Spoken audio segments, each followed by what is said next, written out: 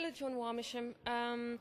You're the speaker and the coordinator for the European Local Democracy Week, and this year the human rights at local level is the leading theme for the 2011 edition of the European Local Democracy Week.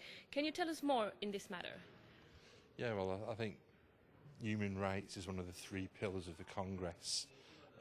Normally people think it's delivered at a national level, but we had a discussion and thought that because it's part of the Council of Europe, is that we needed to look how it could be delivered on a local level. And we've seen these past number of years how successful the European Local Democratic Week has been, and so we thought that human rights was a really good way to involve local authorities. Can you give us concrete examples of actions that can be taken regarding that matter? I think certainly, just basic human rights of housing, education, local democracy, the right to vote. These are all sorts of things that people need, and just local contact with your local elected members. And it's very important that people have these human rights at a local level. In 2010, the European Local Democracy Week raised its profile, thanks notably to the 12 Star Cities concept. Can you tell us more about this? The 12 Stars concept was municipalities that wanted to get involved a lot more in the European Local Democracy Week, and they set up all sorts of things, whether it was involving young people, older people, art exhibitions, and it was I think 17 cities took part as the 12 Stars, and I think it touched nearly 30,000 people, which is really, really good. What are the actions foreseen to involve a higher number of communities and to raise awareness about the week?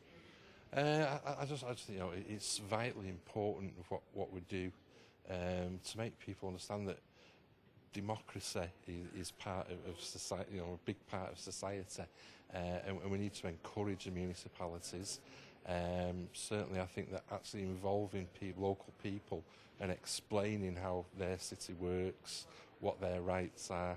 And obviously last year we looked at climate change in 2010, and that sort of brought a lot of people on board because it is a very important issue. Can you give us examples of actions that municipalities can take? It can range from anything. Like my own city in Salford, we have a garden party, and we have everything that's involved, our partners from health to the police to all the departments in the city council, education, local councillors are there, the leader of the council's there, and people can just come up and talk and get information and feel involved and look at getting involved.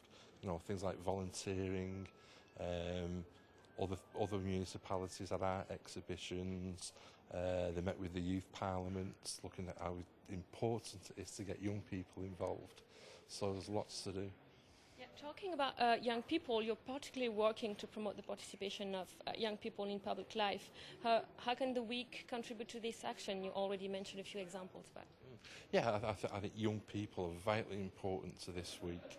Young people are our future, and I think we need to involve them. I think we underestimate young people, and I just think that these young people need to be involved and feel wanted and welcomed, whether it's going to sort of junior, primary, infant schools from the very youngest to doing art competitions, to something within their municipalities, right up to youth councils, universities, schools, and just seeing that, democracy, local democracy, is important to their lives, and that they're the future leaders and the future movers and shakers.